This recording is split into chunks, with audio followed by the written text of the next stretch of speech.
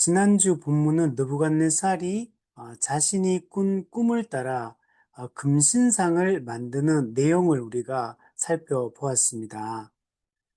느부갓네살 왕은 거대한 이 금신상을 만들었고 바벨론의 그 두라 평지에 금신상을 세웠습니다. 우선은 크기가 매우 거대했다라는 것들을 알 수 있고 또 그 전체를 금으로 도금을 했다는 것을 알 수가 있습니다. 그러니까 크게 만들고 또 금으로 도금을 함으로 느부갓네살은 자신의 업적을 자랑하고 또 자신의 그 권력을 과시하고 자신의 통치권을 더 강화시키고 공고히 하기 위해서 그리고 바벨론과 그 속국의 백성들의 그 충성을 강요하려는 그러한 목적으로 이 금신상을 만들었습니다. 그러니까 자신을 섬기고 또 느부갓네살이 섬기는 그 신을 섬길 것을 이렇게 종용하고 있는 그런 모습이었다라는 걸 우리가 보았습니다. 그래서 느부갓네살은 바벨론의 모든 그 관료들을 신성 그 낙성식에 다 모이게 했습니다. 그리고 나팔과 피리와 수금과 사명금과 양금과 생황과 및 모든 악기 소리가 들리면 그 금신상 앞에 나와서 절하라고 명령을 내렸습니다. 이건 일종의 충성 맹세를 시키는 것과 같은 것입니다. 누구든지 또 엎드려서 신상하게 절하지 않으면 즉시, 예, 여기 계속 지난주에도 그렇고 이번 주도 그렇고 반복되는 단어가 즉시 맹렬히 타는 풀무불에 던져 넣겠다라고 위협을 하고 있는 것을 볼 수가 있습니다. 그러니까 불복하는 자에 대해서 매우 엄격한 처벌 규정을 만들어 놓고 위협을 하고 있다는 걸 알 수가 있습니다. 그러니까 매우 강압적인 이 조치를 취했다는 것을 알 수가 있습니다.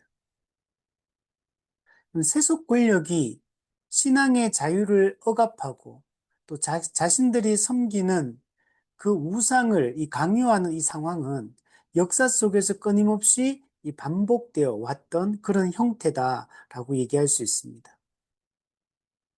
근데 이 느부갓네살의 이러한 명령, 신상에게 절하라는 이 명령과 또 만약에 절하지 않으면 즉시 맹렬히 타는 풀무불에 던져 넣겠다는 이 위협, 이거는 매우 효과적이었다라는 것들을 알 수가 있습니다.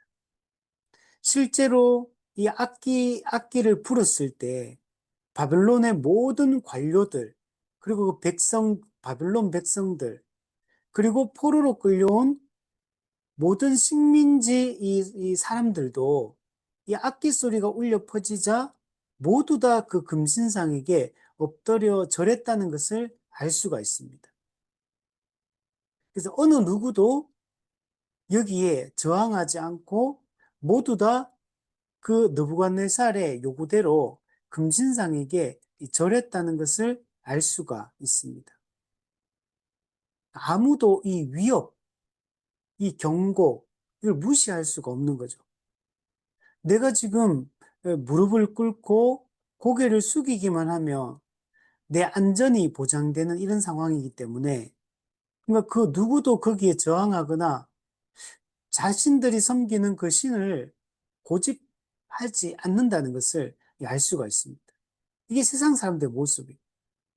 정말 절대적이고 유일하신 하나님을 믿는 이런 우리 성도들 외에는 모두 다 그 일신상의 그 안위를 위해서 그 쉽게 그 자신의 섬기는 그 믿음을 포기하고 그냥 따르는 것들을 우리가 역사적으로 보면 볼 수가 있습니다. 자, 그런데 오늘 본문은 모든 사람들이 어느 누구 한 명도 바벨론 사람들도 마찬가지고 또 식민지 포로들은 자기들이 섬기는 신이 따로 있음에도 불구하고 바벨론이 만든 그 금신상, 근데 우리 오늘 본문에 보면 바벨론이 느부갓네살 왕이 만든 이 금신상이 그 금신상은 느부갓네살을 섬기는 것과 같고 느부갓네살이 섬기는 신들을 섬기는 것과 같은 것입니다. 그 금신상에 절하는 이 행위 하나가 느부갓네살 왕에게 느부갓네살 왕이 섬기는 신들에게 충성을 맹세를 하고 있는 겁니다. 우상 숭배를 강요했고 그 우상 숭배를 받아들였다는 것을 알 수 있습니다.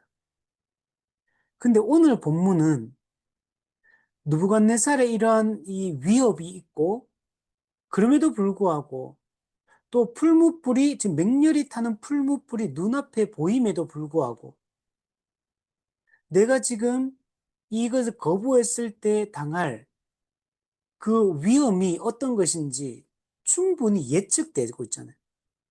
그리고 이거는 심각한 이 고통이고 괴로움이고 죽음이고 그러니까 내가 이걸 거부했을 때 내가 감수해야 될 그 고통이 어떤 것인지 너무나 잘 알고 있음에도 불구하고 다니엘의 세 친구 사드락, 메삭, 아벳느고는 하나님을 향한 그 신앙의 정조, 그 신앙적 정체성이 흔들리지 않았다는 것을 오늘 본문을 통해서 우리가 볼 수가 있습니다.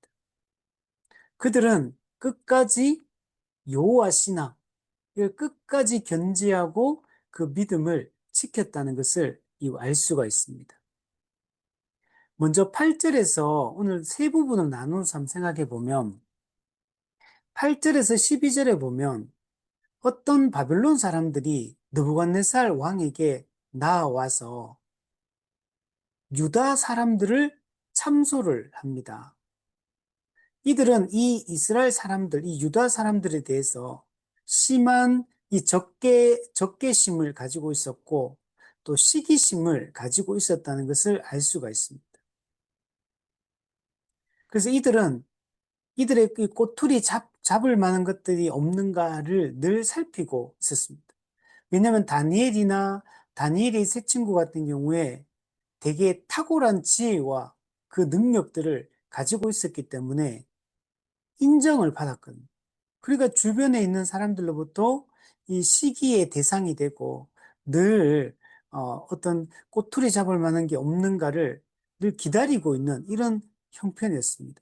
근데 지금 여기서 가장 어떻게 보면은 느부갓네살의 명령 중에 가장 중차대한 명령, 가장 그 중요한 명령을 내렸는데 이걸 지금 거부를 했기 때문에 왕에게 그래서 이 참소 고발을 해서 이들을 왕이 말했던 것처럼 맹렬히 타는 풀무불에 던져 넣을 것을 지금 요구를 지금 하고 있는 겁니다. 그래서 왕을 높이지도 않았고 이들은 왕이 섬기는 신들을 섬기지도 않았고 금신상에게 절하지도 않는다. 즉 왕의 그 명령이 내렸음에도 불구하고 그 왕의 명령을 지금 불복하고 있다고 고발을 하고 있는 겁니다. 이 금신상에게 절하지 않는 것은 단순한 문제가 아니라 느부갓네살 왕의 권위에 도전하는 것으로 받아들여질 수밖에 없습니다. 느부갓네살이 섬기는 그 신들의 권위에 도전하는 것과 같은 것입니다. 그럼 금신상에게 절하라는 이 느부갓네살 왕의 명령은 인류가 끊임없이 빠져드는 이 우상 숭배의 본질을 잘 보여주고 있습니다. 우상 숭배는 하나님 외에 다른 것을 경배하는 행위를 우리는 우상 숭배라고 얘기를 합니다. 팀 켈러 목사님은 우상을 하나님보다 더 사랑하고 하나님보다 더 의지하고 하나님보다 더 우선시하는 것이다 라고 말하고 있습니다. 그래서 언제나 이 세상은 하나님의 백성들로 하여금 하나님의 백성들로 하여금 이 믿음을 우상 숭배에 빠지도록 이렇게 미혹하고 있다는 것들을 알 수가 있습니다. 우상을 숭배하는 것은 곧 참된 신이신, 유일하신 신이신 하나님을 향한 이 반역입니다. 우상 숭배는 십계명 1계명을 어기는 것입니다. 너는 나 외에 다른 신을 내게 두지 말지니라. 이 가장 중요한 이 십계명, 이 도덕법의 가장 근본 정신이 십계명 1계명이 담겨 있거든요. 십계명 1계명은 나머지 9개의 계명 전부를 다 내포하고 있는 계명입니다. 그래서 1계명이 무너지면 모든 계명이 다 무너지는 겁니다. 그런데 지금 느부갓네살의 이 명령은 이 1계명을 어기도록 이렇게 위협하고 있는 것입니다. 인간은 아담과 하와가 불순종한 이후 스스로 주인이 되려고 하든지 창조주가 아닌 다른 피조물을 숭배함으로 하나님의 영광을 가로채는 이런 반복적인 죄악을 저지르고 있는 겁니다. 우리 로마서 1장에도 보면 피조물을 피조물을 조물주처럼 이렇게 섬기고 그것을 바꾸고 하나님이 아닌 것들을 이렇게 숭배하게 만들고 이것이 인간 사회의 이 본질이고 인간의 본성이다라는 것들을 알 수가 있습니다. 느부갓네살 왕의 이 명령은 이러한 인간의 이 죄악된 본성을 너무나 잘 보여주고 있고 이것을 자극해서 하나님을 떠나게 만들려고 하는 것을 알 수가 있습니다. 우리 13절부터 15절에 보면 다니엘의 세 친구에 대해서 그 어떤 바벨론 사람들이 느부갓네살 왕에게 참소했고 느부갓네살 왕은 그 이야기를 듣고 경노하게 됩니다. 그래서 이 13절부터 15절은 느부갓네살 왕의 그 반응이 기록이 되어 있습니다.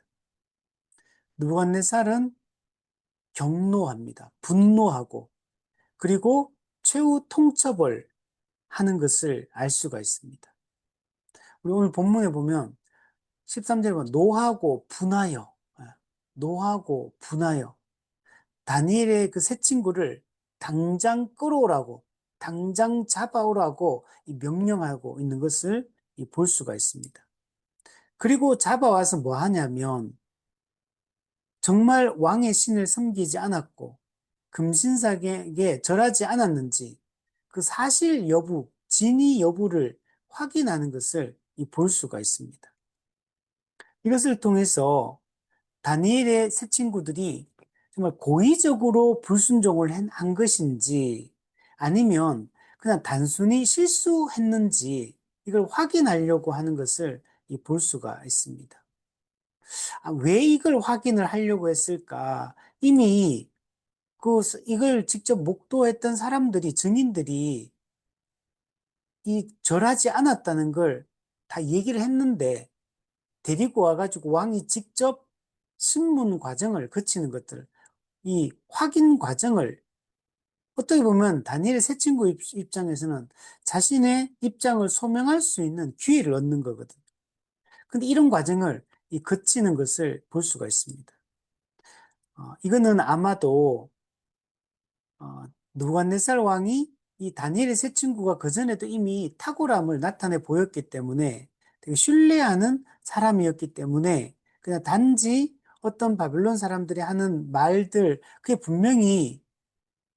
그게 이제 일리가 있는 말이겠지만 그러나 다니엘의 세 친구에 대한 믿음과 신뢰를 가지고 있었기 때문에 직접 확인하는 이 과정을 거치지 않았을까라는 생각이 듭니다.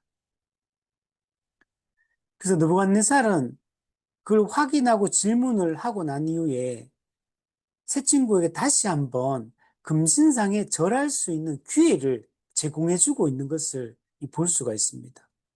사실 이럴 필요도 사실 없거든요. 이미 변개할 수 없는 제국의 왕의 명령이 조서가 소리가 떨어졌고, 안 그 조서가 들린다. 떨어졌기 때문에 이걸 굳이, 이걸, 이게 다시 뭐 이렇게 절할 기회를 주고 이렇게 할 필요가 없거든요. 그냥 바로, 그 증인들도 있고, 또 직접 신문을 해서 그 새 친구가 우리 안 했다고 거짓말 안 하거든요. 그러면은 바로 적결 처분을 해서 맹렬히 타는 그 풀무불에 곧바로 던져 넣어도 되는데, 근데 다시 한번 이, 이 금신상에게 절할 수 있는 이 기회를 주고 있는 것을 통해서 이것을 통해서도 느부갓네살이 이 새 친구에게 호의를 가지고 있었고 되게 신뢰하는 마음들이 얼마나 강했는가를 또 보여주고 있다라고 이렇게 생각이 됩니다. 뭐라고 얘기하냐면 이제라도 준비하였다가 악기 소리가 들리면 금신상에게 엎드려 절해라. 그러면 살려주겠다. 이렇게 일종의 회유를 하는 겁니다. 이 제안이기도 하고 회유이기도 합니다. 자, 그러나 만약 절하지 않으면 즉시 맹렬히 타는 풀무불에 던져 넣을 것이라고 또 경고하고 있는 것을 볼 수 있습니다. 그러니까 회유와 경고를 동시에 하고 있는 것을 볼 수가 있습니다. 그러면서 하는 말이 느부갓네살이 매우 오만한 아주 이게 교만한 질문을 던지는 걸 볼 수 있어요. 만약 너희가 절하지 않으면 내가 너희를 맹렬히 타는 풀무불에 던져 넣을 것인데 그때 능히 너희를 내 손에서 건져낼 신이 있겠느냐? 어떤 신이 너희를 내 손에서 건져내겠느냐? 그러면서 아무도 어떤 신도 이 내 손아귀에서 너희들을 건져낼 신은 없다. 라고 이렇게 이 질문의 형태를 빌어서 그러나 사실은 다니엘의 새 친구가 섬기는 그 하나님을 조롱하고 있는 겁니다. 이건 하나님의 주권에 대한 이 도전이자 하나님에 대한 이 조롱이라고 할 수 있습니다. 이만큼 느부갓네살이 아주 얼마나 완악하고 악하고 얼마나 정말 교만하고 오만한 그런 존재인지를 잘 보여줍니다. 그래서 이 느부갓네살은 하나님 없이 우상을 숭배하는 이 세속 권력의 이 본질을 잘 보여주고 있고 이 세상의 본질을 잘 보여주고 있다고 말할 수 있습니다. 자, 그리고 이제 16절에서 18절 말씀을 보면 다니엘의 새 친구들이 이 느부갓네살 왕의 이 회유와 또 경고를 듣고 거기에 대해서 이 반응하는 내용이 16절에서 18절 말씀입니다. 이 핵심은 아주 담대한 신앙 고백, 아주 분명한 신앙 고백, 확고한 이 신앙 고백을 하고 있는 것을 볼 수가 있습니다. 느부갓네살이 또 한 번의 새로운 기회를 주면서까지 이 새 친구들을 회유하고 새 친구들이 금신상에 절함으로 새 친구를 처벌할 일이 없기를 느부갓네살 왕은 그렇게 그런 입장을 취했는데 그런데 이 다니엘의 새 친구는 아무런 그 느부갓네살이 기대했던 그런 반응을 하지 않는 것을 볼 수가 있습니다. 대답하는데 뭐라고 대답하냐면 우리가 이 일에 대하여 왕에게 대답할 필요가 없나이다. 이 일에 대해 왕에 대답할 필요조차도 없다. 아주 그냥, 그냥 다리를 탁 잘라버리는 거예요. 건너갈 다리, 살길을 그냥 딱 잘라버리는 겁니다. 단호하게 그냥 분명한 신앙 고백을 하고 있는 걸 볼 수 있습니다. 즉, 대답할 필요가 없다는 얘기는 다니엘의 새 친구는 어떻게 할지 우리 입장은 분명하다는 겁니다. 이미 결정을 내렸다. 이미 우리의 입장은 분명하다. 우리는 절대로 절하지 않겠다. 우리는 맹렬히 타는 풀무불, 예측되어지고 그 고통이 얼마나 심할지 분명히 눈앞에 그게 보이잖아요. 그럼에도, 그럼에도 불구하고 그것을 기꺼이 감수하겠다고, 기꺼이 여호와 신앙을 지키기 위해서 그 고통을 감수하겠다고 이렇게 분명하게 선포하고 있는 것을 볼 수가 있습니다. 여기에 대해서 한 신학자는 이렇게 말을 합니다. 다니엘의 세 친구의 대답은 왕의 질문 자체를 무의미하게 만들었다. 그죠? 왕에게 대답할 필요가 없나이다 이렇게 말해버리니까 왕의 질문 자체를 무의미하게 만들었다. 그들은 더 이상 논쟁할 필요가 없다고 선언했는데 이는 이미 하나님의 법이 명확하며 우상을 숭배할 수 없다는 그들의 입장이 확고부동하기 때문이었다. 이는 단순히 무례한 태도가 아니라 진리에 대한 절대적인 확신에서 비롯된 담대함이다. 이렇게 말합니다. 그러니까 하나님에 대한 이 절대적인 확신과 신뢰, 여기로부터, 여기에서 이 담대함이 나오고 있다라고 얘기를 하고 있습니다. 우리는 이 다니엘의 세 친구의 이런 행동들을 우리가 이제 보면서 참 이게 얼마나 대단한 건지 우리는 감이 사실 잘 안 옵니다. 그냥 우리는 이런 거 보면 아 그냥 그렇게 했구나 이렇게 하고 넘어가지만 이게 내 현실이 될 때는 전혀 다른 문제거든. 우리가 이 세상을 살면서도 다른 사람의 일에 대해서 삼자적 입장에서 뭔가를 얘기할 때는 되게 객관적으로 그 상황이 판단이 되고, 객관적으로 이야기를 하고, 그래서 상식적으로, 논리적으로 이해를 하지만, 그게 내 문제가 되는 순간, 그는 전혀 다른 문제가 되어버린다. 그렇게 객관적인 사람이, 그렇게 냉정하고 냉철한 사람이 내가 그 문제 앞에 탁 부딪히는 순간 매우 감정적으로 변한다는 거. 우리가 이런 얘기 하잖아요. 그 부부 사이에는, 뭐, 가족끼리는 이게 운전면허 연습을 같이 하지 마라. 이런 얘기 하잖아요. 예. 또 예를 들면 뭐, 부모가 학원 선생님이에요. 근데 자기 자식은 가르치지 마라. 이렇게 하잖아요. 그 왜냐면 이거 내 문제거든, 이거는. 내 문제가 되면은 달라진다. 그래서 우리가 또 이런 얘기도 하잖아요. 다른 사람이 암에 걸린 문제보다 내 손톱에 가시 박힌 게 그게 나한테 더 신경 쓰이는 일이고 더 고통스러운 일이다. 그러니까 이게 남의 문제일 때는 되게 객관적이지만 현실적으로 내가 그 문제를 탁 부딪히는 순간 그냥 우리는 정신을 잃어버리는 거예요. 어떻게 해야 될지 상황 판단도 정말 잘 안 되고 이게 너무나 힘겹게 느껴지고 고통스럽게 느껴진다는 거예요. 지금 풀무불이 지금 눈앞에 보이는데 이걸 지금 내가 지금 이렇게 말할 때 나한테 내가 감수해야 될 그 비용 계산이 얼마나 큰지 눈에 뻔히 보이는데 이걸 선택하는 게 쉬운 일이 아닙니다.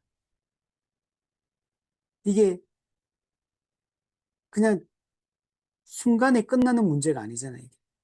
내가 오랫동안 이걸 책임져야 될 문제이기 때문에 어려운 문제예요. 그런데 다니엘의 세 친구는 전혀 그 회유와 위협에 대해 전혀 동요하지 않는다는 걸 알 수가 있습니다. 저는 흔들림이 없어요. 너무나 너무나 확고하게 단호하게 자기 입장을 말하고 있는 것을 볼 수가 있습니다. 그 yes, no가 선명하죠. 왜 하나님의 뜻이 선명하기 때문에 이게 불분명할 이유가 없어요. 하나님이 뭘 원하시느냐? 하나님은 분명하게 원하시는 게 명확하기 때문에 그냥 하나님이 원하시고 하나님 기뻐하시는 그 뜻대로 그냥 명쾌한 대답인 거예요, 이게. 그래서 이렇게 말합니다. 또 이렇게 또 합니다. 우리가 섬기는 하나님이 맹렬히 타는 풀무불 가운데서 능히 건져낼 것이며 왕의 손에서도 건져내실 것이다. 그러니까 맹렬히 타는 풀무불에 던져지겠지만 하나님이 거기서 능히 건져내실 것이다. 그리고 왕 당신이 우리를 이렇게 위협하고 경고하고 이렇게 우리를 두렵게 한다 하더라도 그 왕의 당신의 손에서도 하나님이 우리를 건져 주실 것이라는 이 분명한 믿음을 가지고 있는 겁니다. 하나님의 주권에 대한 하나님의 전능하심과 자기 백성을 향한 하나님의 보호하심에 대한 온전한 신뢰를 가지고 있는 것을 볼 수가 있습니다. 다니엘의 새 친구에게 하나님이란 분은 저 멀리 어딘가에 계신 분이 아니에요. 이신론의 하나님처럼 우리의 실제적인 상황과 문제 속에 무관심한 하나님, 잘 모르는 하나님, 개입하기를 싫어하시는 하나님, 그런 분이 아니에요. 다니엘의 새 친구가 알고 있는 이 하나님은 그냥 추상적인 신이 아닌 겁니다. 이 지금 눈앞에, 현실 앞에, 실제적인 이 풀무불 앞에 이곳에 개입하실 수 있는 살아계신 하나님이시고, 이분은 실제로 우리 삶에 개입하셔서 우리를 건져주시는 하나님, 자기 백성을 지키시고 보호하시는 하나님이라는 분명한 확신을 가지고 있는 겁니다. 우리 베드로전서 1장에도 보면 하나님의 보호하심에 대한 얘기예요. 하나님께서 우리의 이 구원의 완성, 최종적인 구원에 우리가 이르게 될 때까지 하나님이 능력으로 우리를 보호하신다라는 얘기가 있거든요. 하나님은 우리의 진정한 보호자가 되시고 우리의 견고한 반석이 되시고 우리가 피할 바위가 되시는 분입니다. 근데 더 놀라운 것은 이어서 다니엘 세 친구가 뭐라고 얘기하냐면 그렇게 하지 아니하실지라도 우리가 왕의 신들을 섬기지도 아니하고 왕이 세우신 금신상에게 절하지도 않겠다라고 이렇게 이야기를 하고 있는 겁니다. 이게 진짜 놀랍죠. 우리 찬양 중에도 있잖아요. 그리 아니하실지라도 네. 그렇게 하지 아니하실지라도 즉 이 말은 뭡니까? 풀무불에 던져졌을 때 하나님이 우리를 건져 주실 거라는 그 확신을 가지고 있었는데 혹시 하나님이 우리가 풀무불에 던져졌을 때 우리를 건져내 주시지 않을지라도 우리를 그 고통 속에 하나님께서 그냥 두실지라도 그래도 우리가 왕의 신들을 섬기지 않고 금신상에게 절하지 않겠다. 이 말은 뒤집어서 생각하면 하나님을 향한 그 믿음을 우리가 끝까지 견고히 지키겠다. 하나님을 배반하지 않겠다. 우상을 숭배하지 않겠다. 라고 분명하게 선포하고 있는 겁니다. 하나님이 건져주시지 않을지라도 결코 우상에게 절하지 않겠다. 단호한 신앙의 이 절개를 보여주고 있는 겁니다. 그래서 칼빈은 이 18절 말씀을 참된 믿음의 시금석이다. 이렇게 봤습니다. 참된 믿음은 여기서 분명하게 드러나는 거죠. 우상에게 절하면 거짓 믿음일 것이고 내가 비용 계산을 해서 이 풀무불에 던져지는 이 고통이 눈앞에 있음에도 불구하고 충분히 예상됨에도 불구하고 여호와 신앙을 끝까지 지키고 우상 숭배를 거부한다면 이것이 참된 믿음인지 아닌지를 판단하는 시금석 역할을 한다는 겁니다. 이건 엄청난 믿음의 시험이거든요. 근데 다니엘의 세 친구는 하나님이 그들을 구원하실 능력을 가지고 있다는 사실, 그리고 그분은 자기 백성을 지키고 보호하신다는 사실을 전혀 의심하지 않고 있는 걸 볼 수 있어요. 그리고 하나님께 자신을 그냥 온전히 맡기는 겁니다. 그 모든 인간적 두려움을 여호와 하나님에 대한 이 신뢰를 통해서 그것을 다 걷어내고 있는 것입니다.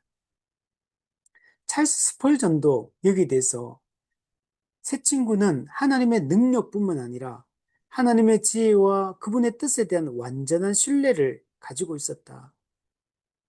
이것은 그리스도인의 삶에서 가장 높은 형태의 믿음이다. 이것은 우리가 고난 속에서도 흔들리지 않을 때 비로소 진정한 믿음이 된다.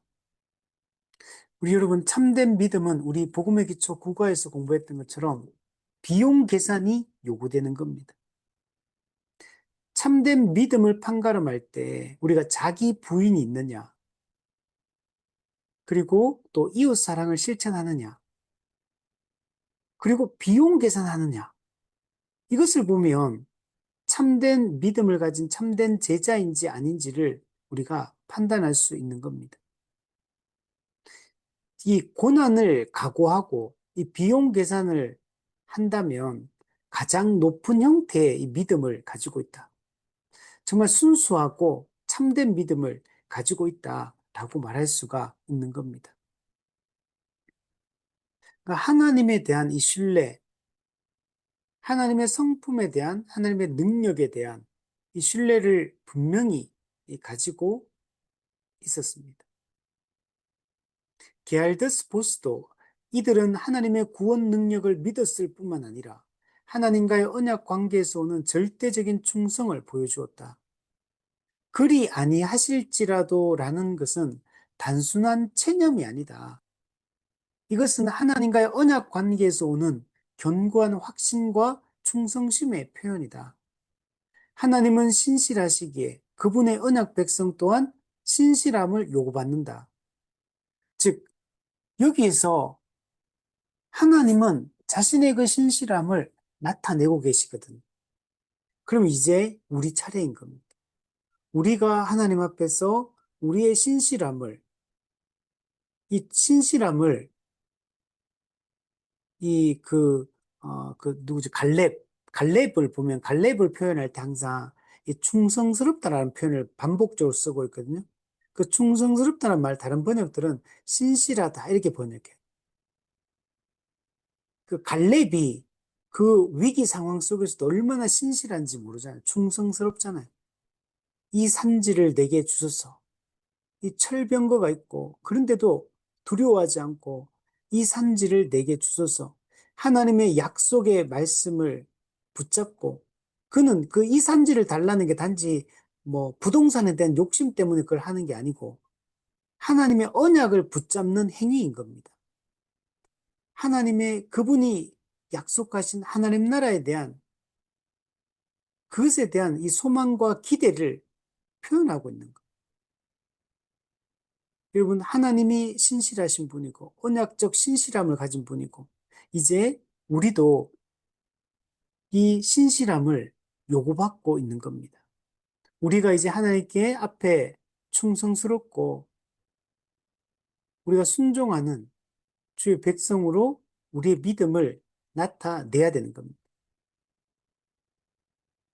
그리고 참된 믿음은 행함으로 나타내 보여야 되는 겁니다. 고난 속에서도 고난을 각오하고 그리스도를 따르기로 작정해야 되고 비용 계산을 하기로 작정해야 되고 자기를 부인하기로 즉 자기 십자가를 지기로 죽기로 작정을 해야 됩니다. 그때 우리의 믿음의 참됨이 증명되는 겁니다. 이 다니엘의 새 친구가 보여주는 이 믿음은 히브리서 11장에서 수많은 믿음의 선진들이 보여주었던 바로 그 믿음인 겁니다. 죽음 앞에서도 불 앞에서도 그 톱으로 켜는 것과 또 칼로 이렇게 참수하는 것도 그죠? 모든 광야의 위험과 그 모든 것 속에서도 세상과 타협하지 않았던 여호와 하나님을 경배하기를 멈추지 않았던 그 믿음의 선진들, 히브리서 12장에 얘기한 구름같이 둘러싼 그 허다한 증인들, 그들이 가졌던 그 믿음을 오늘 본문에 이 다니엘 세 친구도 가지고 있다는 것을 알 수가 있고, 이것은 오늘 우리 신약 시대를 살아가는 또 우리가 본받아야 될 우리의 믿음이기도 한 겁니다. 우리도 이 다니엘 세 친구와 같이 오늘 우리의 현실 속에서 이 시대적 정황 속에서 우리 믿음을 나타내야 됩니다. 우리가 조금만 타협하면 쉽게 갈 수 있는 넓은 길이 있습니다. 우리 철로역정에도 보면 끊임없이 넓은 길로 가라고 마귀는 유혹하는 걸 볼 수 있어요. 이 길은 쉽고 편하다. 이 길은 두렵지 않다. 그래서 계속 우리를 위협합니다. 그러나 그 길은 처음에는 달콤하지만 그 길은 곧은 길, 똑바로 일직선으로 걸어가야 되는 그 좁은 길, 왕의 대로, 그 왕의 도로에서 벗어나게 만드는 길이에요. 그러면 우리는 영원한 천국에 도달할 수가 없는 겁니다.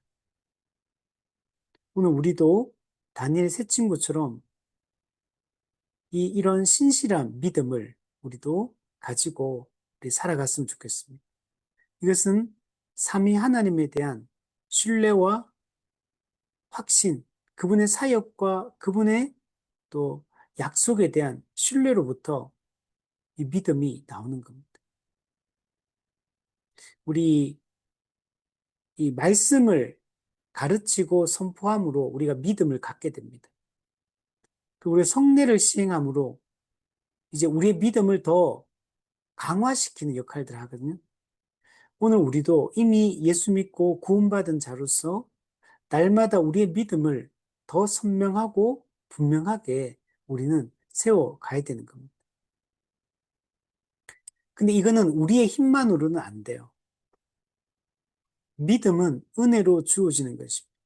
그래서 믿음으로 우리가 구원을 받은 자들은 또한 믿음으로 죄 죽이기와 또 의를 행하고 선을 행하며 살아가는 이것은 우리 힘만으로는 안 되고 하나님의 은혜가 주어져야 됩니다.